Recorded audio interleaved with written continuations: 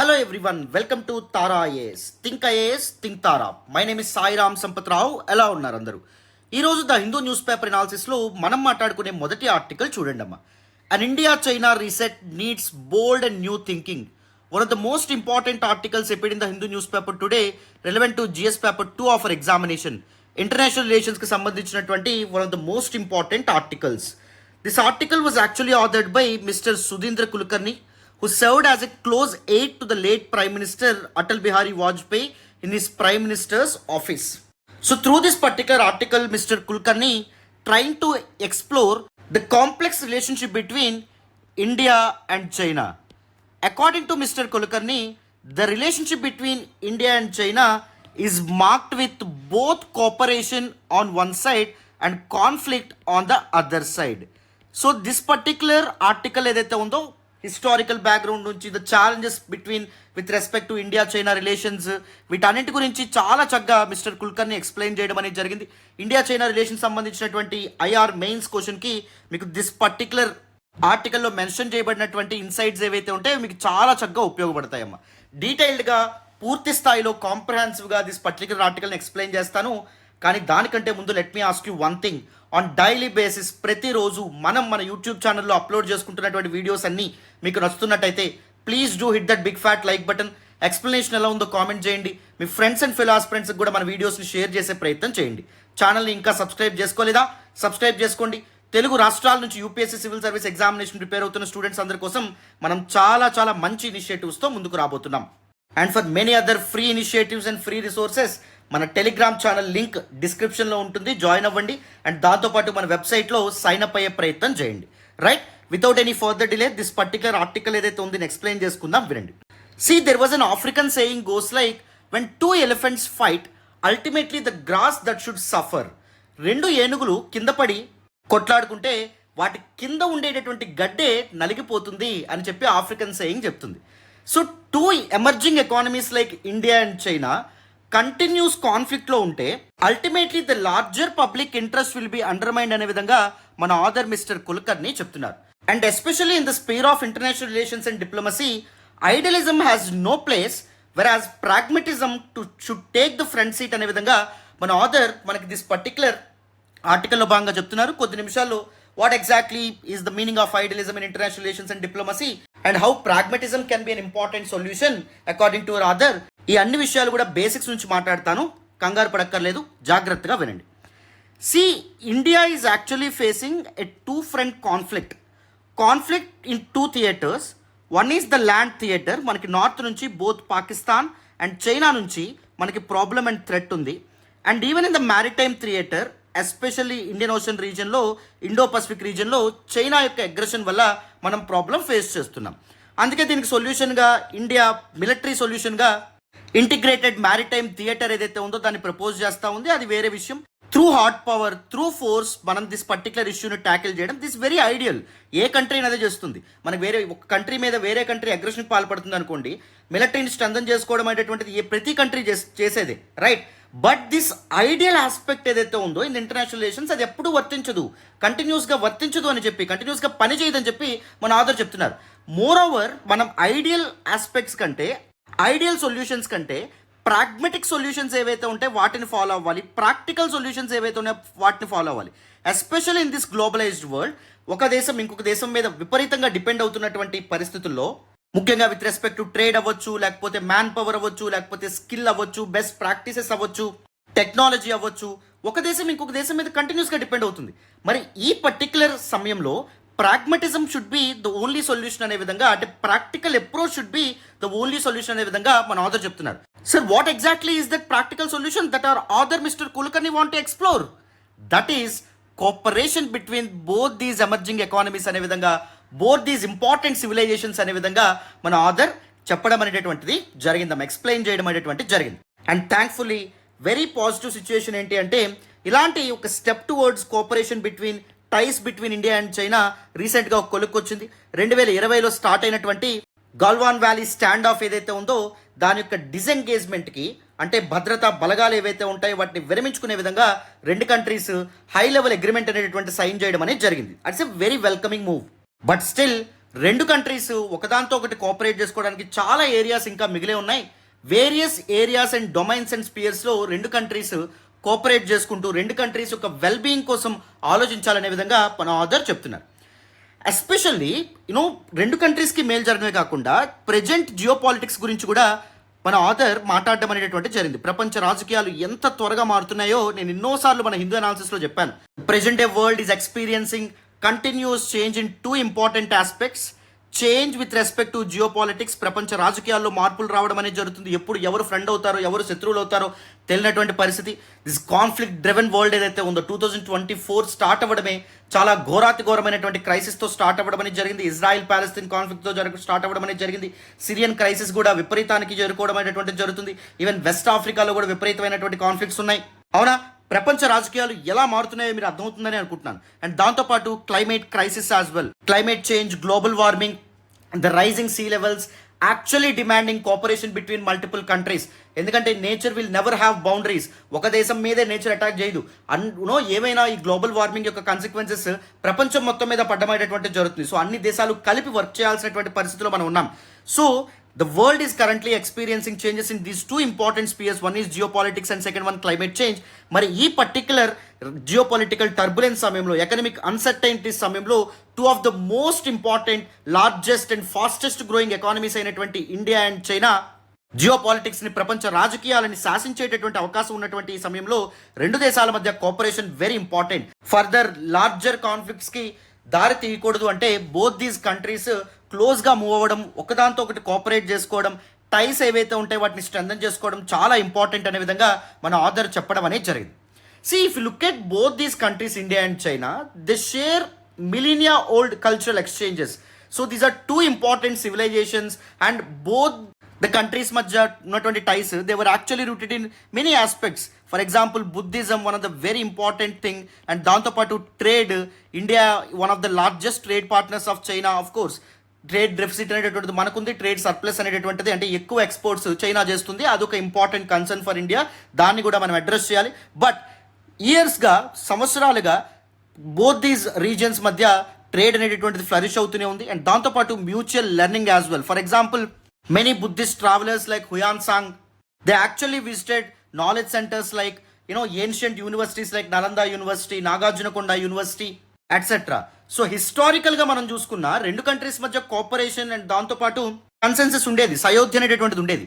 But post independent ఎరాలో conflicts ఏవైతే ఉంటాయో తీవ్రతరం అవ్వడం అనేది జరిగింది. టిల్ 1962 మనకు వస్తే ఇండియా చైనా బాయ్ బాయ్ అనేటటువంటి ఒక సేయింగ్ కూడా ఉండేది.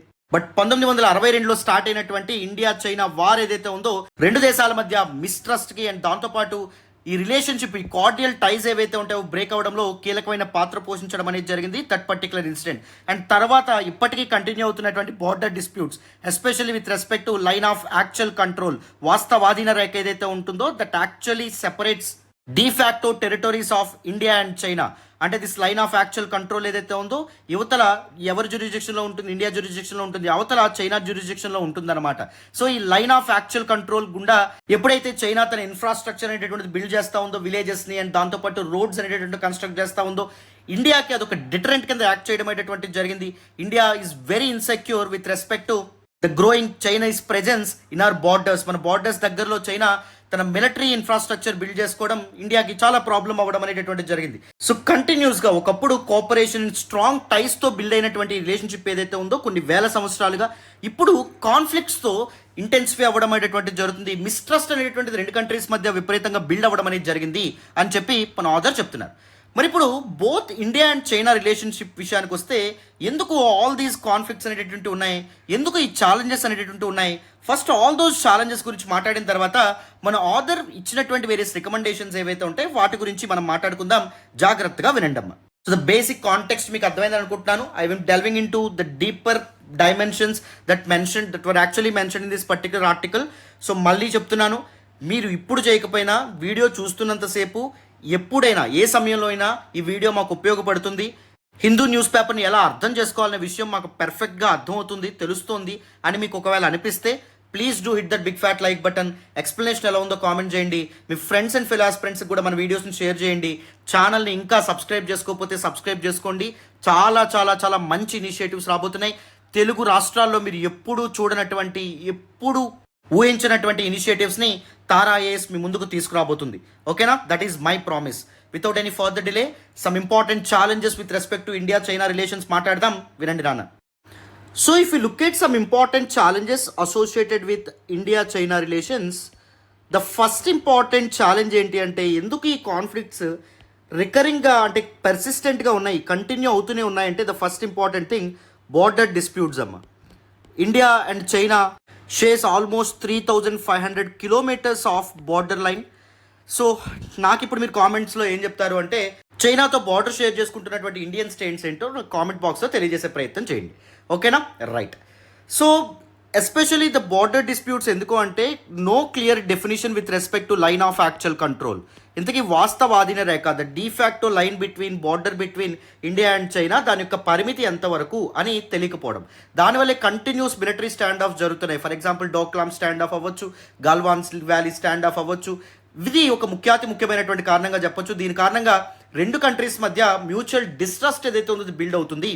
And even throughout the border areas, ముఖ్యంగా డిస్ప్యూటెడ్ ఏరియాస్ దగ్గరలో చైనా మిలిటరీ ఇన్ఫ్రాస్ట్రక్చర్ అయితే డెవలప్ చేస్తుంది, రోడ్స్ అనేటువంటి వేస్తుంది, బ్రిడ్జెస్ ఏవైతే ఉంటాయో కడుతుంది, విలేజెస్ ఏవైతే ఉంటాయో వాటిని నిర్మిస్తూ ఉంది, ఆర్టిఫిషియల్ విలేజెస్. ఇవన్నీ కూడా రెండు కంట్రీస్ మధ్య మిస్ట్రస్ట్కి దారితీస్తూ ఉన్నాయి. సెకండ్ ఇంపార్టెంట్ ఛాలెంజ్ ఏంటి అంటే geo political issues. For example, చాలా కాలంగా మోడీ గవర్నమెంట్ వచ్చినప్పటి నుంచి వెస్ట్తో ఇండియా ఎక్కువగా క్లోజ్ అవుతూ వస్తుంది, right? And even west is actually looking at India as an important tool to ensure balance of power in this particular region, that is South Asia region ఏదైతే ఉందో అక్కడ చైనీస్ డామినెన్స్ ఏదైతే ఉందో అని check పెట్టడానికి India ఒక important tool అని చెప్పి వెస్ట్ భావిస్తుంది.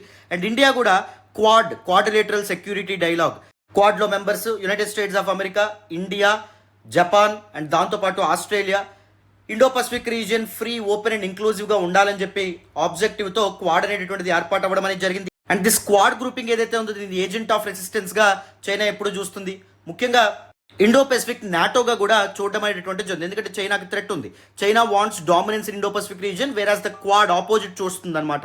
Free and open and inclusive Indo Pacific region ఉండాలి, ఒక కంట్రీ డామినెన్స్ ఉండకూడదని చెప్పి క్వాడ్ ట్రై చేస్తూ ఉంది. అండ్ ఈవెన్ ఇండియా కూడా బెల్ట్ అండ్ రోడ్ ఇనిషియేటివ్ ఏదైతే ఉందో, చైనీస్ బెల్ట్ అండ్ రోడ్ ఇనిషియేటివ్ని అపోజ్ చేయడం అనేది జరిగింది. ఎందుకంటే పాకిస్తాన్ ఆక్యుపైడ్ కాశ్మీర్ గుండా this Belt and Road Initiative అనేటటువంటిది ఇండియా ప్రమేయం లేకుండా, ఇండియా యొక్క సపోర్ట్ లేకుండా, ఇండియా పర్మిషన్ లేకుండా చైనా స్పాన్సర్ చేస్తుంది కాబట్టి. అండ్ దాంతోపాటుగా ఇండో పసిఫిక్ రీజియన్లో ఇంకొక important dispute, that is South China Sea dispute ఏదైతే ఉందో దానిలో భాగంగా చైనా యూనిలాటరల్గా యథేచ్ఛగా వేరే కంట్రీస్ యొక్క సోవరెన్ టెరిటరీస్ నావి అని చెప్పి క్లెయిమ్ చేస్తూ ఉంది. అండ్ ఈవెన్ చైనా తైవాన్ డిస్ప్యూట్లో కూడా ఇండియా తైవాన్కి సపోర్ట్ అనేది అందిస్తుంది along with the west, isn't it? So these geo political issues వల్ల కూడా టూ ఎక్స్ట్రీమ్స్కి, పోల్స్కి విడిపోవడం అనేది జరిగింది, ఆపోజిట్ సైడ్స్ ఉండడం అనేటువంటిది జరిగింది. ఇది కూడా one of the important reason. And third one వచ్చేసి ఎకనామిక్ ఇంబ్యాలెన్సెస్ అమ్మ. ఇది కూడా ఒక ముఖ్యమైనటువంటి ప్రాబ్లం కింద మనం చెప్పొచ్చు. Especially though India is actually one of the largest trading partners with China, ఇండియాకి ట్రేడ్ డెఫిసిట్ చాలా ఉంది. ముఖ్యంగా చైనా ఎక్స్పోర్ట్స్ అనేటటువంటి ఇండియాకి ఎక్కువగా ఉన్నాయి. సో దాని కారణంగా ట్రేడ్ అండ్ దాంతోపాటు కొన్ని ఇంపార్టెంట్ గుడ్స్ని చైనా నుంచి ఇంపోర్ట్ చేసుకోవడం, ఇండియా బ్యాన్ విధించడం అనేది జరిగింది. అండ్ దాంతోపాటు కోవిడ్-19 సమయంలో అండ్ కోవిడ్-19 ఇష్యూ తర్వాత చైనాతో ట్రేడ్ ఏదైతే ఉందో సిగ్నిఫికెంట్గా ఇండియా తగ్గించడం అనేది జరిగింది. అది చైనీస్ ఇంట్రెస్ట్కి ఎగనెస్ట్ అనమాట, రైట్? అండ్ దాంతోపాటు western media influence on India's policy, western media anti China నెరేటివ్స్ని ఇండియా మీడియాకి షేర్ చేయడం, అండ్ ఇండియన్ అకాడమీషియన్స్ కూడా దాన్నే నిజమని చెప్పి అనుకోవడం, వెస్టర్న్ పర్స్పెక్టివ్స్ ఏవైతే ఉంటే వాటి వల్ల ఇన్ఫ్లుయెన్స్ అవ్వడం, దీనివల్ల చైనాకి వ్యతిరేకంగా పబ్లిక్ ఒపీనియన్ అనేటువంటిది బిల్డ్ అవుతుంది. అండ్ దాంతోపాటు పాలసీస్ ఏవైతే ఉంటాయో చైనాకు వ్యతిరేకంగా క్రియేట్ చేయడం అనేటువంటి జరుగుతుంది. అది కూడా one of the very important థింగ్స్గా చెప్పొచ్చు. And next important challenge global and regional crises. So different global and regional crisis విషయంలో both India and China opposite డైరెక్షన్స్లో వెళ్తున్నాయి, ఆపోజిట్ సైడ్స్ ఉంటున్నాయి. ఫర్ ఎగ్జాంపుల్ రష్యా యుక్రెయిన్ వార్కి సంబంధించి ఇండియా న్యూట్రల్ డిప్లొమసీ ఇది చేస్తే చైనా కంటిన్యూస్గా రష్యాకి సపోర్ట్ చేస్తుంది. మయన్మార్లో దిస్ పొలిటికల్ కూ ఏదైతే ఉందో, మిలిటరీ కూ ఏదైతే ఉందో, అంటే military man and arm forces democratically elected గవర్నమెంట్ని కూలదోసి వాళ్ళ అధికారాన్ని తీసుకురావడం ఇండియా ఎగ్నెస్ట్గా ఉంది. వేరాజ్ చైనా దీస్ మయన్మార్స్ మిలిటరీకి సపోర్ట్ చేయడం అనేటువంటి జరుగుతుంది. These are some important aspects. And next one వచ్చేసి public perception as well. Especially China తీసుకుంటున్నటువంటి కొన్ని ముఖ్యమైనటువంటి డెసిషన్స్ పాకిస్తాన్కి సపోర్ట్ చేయడం కానీ, పాకిస్తాన్ని ఆల్ వెదర్ అలైజ్గా, China Pakistan all weather allies and దాంతోపాటు ఐరన్ బ్రదర్స్గా రెండు కంట్రీస్ పిలుచుకుంటున్నాయి. సో అది ఇండియన్ ఇంట్రెస్ట్ కంప్లీట్గా వ్యతిరేకం. దానివల్ల కూడా యాంటీ చైనా నెరేటివ్స్ అనేటటువంటి ఇండియాలో విపరీతంగా స్ప్రెడ్ అవ్వడం అనేటువంటిది జరిగిందమ్మ. మరి మన ఆథర్ కొన్ని ఇంపార్టెంట్ రికమెండేషన్స్ ఏవైతే ఉంటాయో వాటితో కూడా ముందుకు రావడం అనేది జరిగింది, సొల్యూషన్స్తో కూడా ముందుకు రావడం అనేది జరిగింది, apart from mentioning only challenges. The first important solution ఏం చెప్పారు అంటే, అర్జెంటుగా ఆల్ ద సెక్యూరిటీ కన్సర్న్స్ ఏవైతే ఉంటాయో long standing long pending issues like Arunachal Pradesh issue ఏదైతే ఉందో అది కానీ, అరుణాచల్ ప్రదేశ్ చైనా క్లెయిమ్ చేస్తుంది it was part of Tibet, so it was part of it's actually part of China అని చెప్పి చైనా క్లెయిమ్ చేయడం అనేది జరుగుతుంది. అండ్ దాంతోపాటు లైన్ ఆఫ్ యాక్చువల్ కంట్రోల్కి సంబంధించినటువంటి ఇష్యూస్ ఏవైతే ఉన్నాయో వాటిని రిజాల్వ్ చేయాలి. చైనా స్ట్రిక్ట్గా ఇండియాస్ నేషనల్ సెక్యూరిటీకి, సావరెనిటీకి తన సపోర్ట్ అందించాలి. అండ్ దాంతోపాటు పాకిస్తాన్ పాల్పడుతున్నటువంటి క్రాస్ బార్డర్ టెర్రరిజం ఏదైతే ఉందో దానికి స్ట్రిక్ట్గా తన వ్యతిరేకత అనేటటువంటి చూపించాలి. అండ్ దాంతోపాటు ఇండియా యొక్క గ్లోబల్ ఆస్పిరేషన్స్ ఏవైతే ఉన్నాయో, ఇండియా ఎప్పటి నుంచో యునైటెడ్ నేషన్స్ సెక్యూరిటీ కౌన్సిల్లో 5 పర్మనెంట్ నేషన్స్ ఏవైతే ఉన్నాయో దాంతో ఇండియా కూడా చేరాలని చెప్పి అనుకుంటుంది. బట్ కంటిన్యూస్గా చైనా దానికి ఎగనెస్ట్గా ఉంది. ఎందుకంటే China is not recognising India as a strategic partner. India can play strategic role in South Asia region. India is actually in equal power with China అని చెప్పి చైనా రికగ్నైజ్ చేయట్లేదు. బికాస్ ఇన్ దిస్ మల్టీపోలర్ వరల్డ్లో both these emerging economies India and చైనాకి చాలా చాలా కీలకమైన పాత్ర పోషించే అవకాశం అనేటటువంటిది ఉంటుంది కాబట్టి, రైట్. అండ్ ఈవెన్ ఇండియా కూడా ఒక బ్యాలెన్స్డ్ అప్రోచ్తో ముందుకొచ్చే ప్రయత్నం చేయాలి. చైనాని ఓన్లీ ఒక రీజనల్ రైవల్గా కాకుండా ఒక బ్యాలెన్స్డ్ అప్రోచ్తో చైనాతో కొలాబరేట్ అయితే మన ఎకానమీకి ఎలా ఉపయోగపడుతుంది, ఈ విధంగా ఉపయోగించే ప్రయత్నం చేయాలి. అండ్ దాంతోపాటు క్వాడ్ లాంటి గ్రూపింగ్స్ ఏవైతే ఉన్నాయి, యాంటీ చైనా బ్లాక్స్ ఏవైతే ఉన్నాయి, వాటికి ఎక్స్క్లూజివ్గా ఎలా పడితే అలా సపోర్ట్ చేయడం అనేది జరగకూడదు. ఇష్యూ బేస్డ్గా సపోర్ట్ అనేటువంటిది అందించాలి.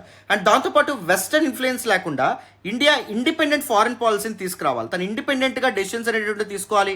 మన కంట్రీ అండ్ దాంతోపాటు మన పీపుల్ యొక్క ఇంట్రెస్ట్ ఏవైతే ఉంటాయో వాటికి అనుగుణంగా మన ఫారిన్ పాలసీ అనేటువంటిది మనం డిజైన్ చేయాలి. అండ్ దాంతోపాటు కల్చర్ అండ్ సాఫ్ట్ పవర్ ఏదైతే ఉందో దాన్ని ఒక టూల్గా ఉపయోగించుకొని, లైక్ బుద్ధిజం, సినిమా, వీటిని ఉపయోగించుకొని రెండు countries people to people relations ఏవైతే ఉంటాయో ఎన్హాన్స్ అయ్యేలాగా ఆలోచించాలి. అండ్ దాంతోపాటు కొన్ని ఇమీడియట్ స్టెప్స్ తీసుకోవాలి దీస్ రిలేషన్స్ ఏవైతే ఉన్నాయో బిల్డ్ చేయడానికి.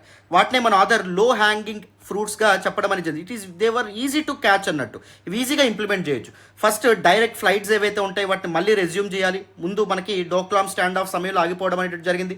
కోవిడ్-19 సమయంలో చాలా వరకు టూరిజం ఇవన్నీ ట్రేడ్ ఇవన్నీ కంప్లీట్గా రెండు కంట్రీస్ మధ్య ఆగిపోవడం అనేది జరిగింది. సో దట్ డైరెక్ట్ ఫ్లైట్స్ ఏవైతే ఉంటాయో మళ్ళీ రెజ్యూమ్ చేయాలి. అండ్ దాంతోపాటు వీసా లిబరలైజేషన్ అనేది ఉండాలి. ఈజీగా చైనీస్ ఇన్వెస్టర్స్, బిజినెస్ మెన్ లేకపోతే చైనీస్ పీపుల్కి వీసాస్ అనేటువంటి ఇవ్వాలి. సో దట్ ఇండియాలో ఉన్నటువంటి ఇంపార్టెంట్ డెస్టినేషన్స్ వాళ్ళు చూడగలుగుతారు, యాక్సెస్ చేసుకోగలుగుతారు. అండ్ దాంతోపాటుగా మీడియా ఎక్స్చేంజెస్ ఏవైతే ఉన్నాయో రీఇంట్రడ్యూస్ చేయాలి. చైనీస్ మీడియా పర్సోనల్ ఎవరైతే ఉంటారో వాళ్ళని ఇండియాలోకి ఎలో చేయాలి. ముందు బ్యాన్ చేశారు, మళ్ళీ ఎలో చేయాలి. అండ్ దాంతోపాటు యాప్ బ్యాన్స్ మనం ఏవైతే చేసామో, టిక్ టాక్, వీచాట్ బ్యాన్ చేశాం కదా, వాటిని మళ్ళీ ఆ బ్యాన్ ఎత్తివేసి మళ్ళీ ఇండియాలో ఆపరేషన్స్ రెజ్యూమ్ అయ్యేలాగా చూడాలి. అండ్ దాంతోపాటు ట్రేడ్ అండ్ ఇన్వెస్ట్మెంట్స్ ఏవైతే ఉంటాయో ప్రమోట్ చేస్తే బాగుంటుంది. దిస్ యాక్చువల్లీ ప్రాగ్మెటిక్ అప్రోచ్ అనే విధంగా మనకు చెప్పారు. India should must encourage Chinese investments in Indian industries. And trade deficit ఏదైతే ఉందో దాన్ని హయ్యర్ ఎక్స్పోర్ట్ ద్వారా, మనం ఎక్కువగా చైనాకి ఎక్స్పోర్ట్ చేయడం ద్వారా ఆ పర్టికులర్ ఇష్యూని ట్యాకిల్ చేసే ప్రయత్నం చేయాలి. సో చూడండి, ట్రేడ్ డెఫిసిట్ అనేటువంటిది ఎలా మనం నేరో డౌన్ చేసుకోవచ్చు, తగ్గించుకోవచ్చు.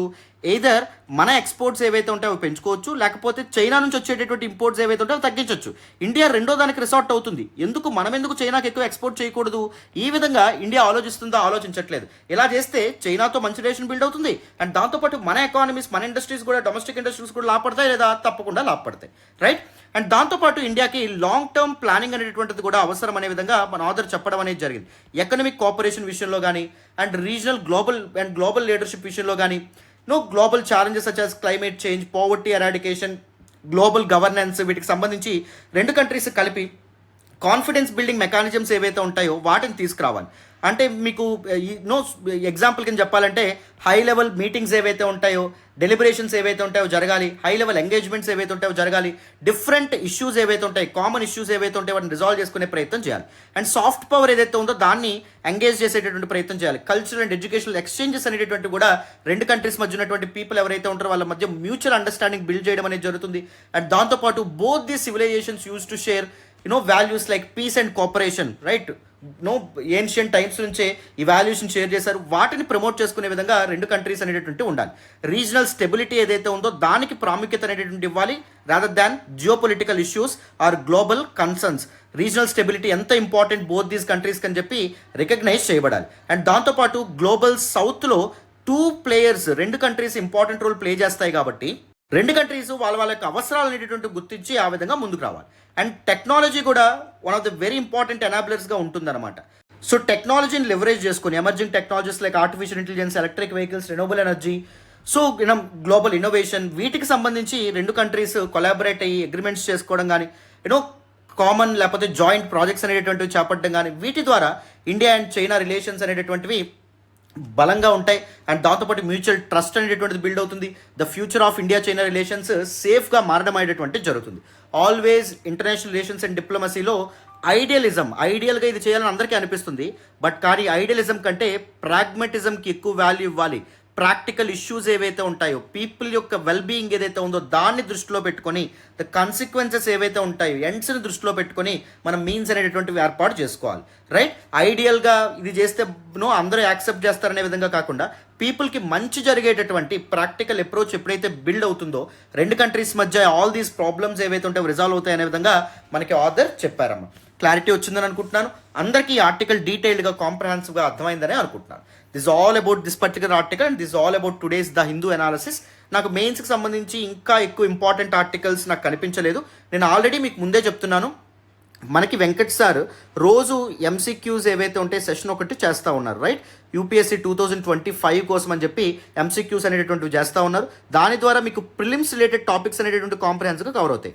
మెయిన్స్ రిలేటెడ్ టాపిక్స్ ఏవైతే ఉంటాయో వాటిని మనం కాంప్రహెన్సివ్గా పూర్తి స్థాయిలో దీస్ ఆర్టికల్స్ ద్వారా మనం అర్థం చేసుకుందాం. ఓకేనా? Right, thank you so much once again. మరి నెక్స్ట్ క్లాస్ కలుద్దాం. బాయ్ అమ్మ.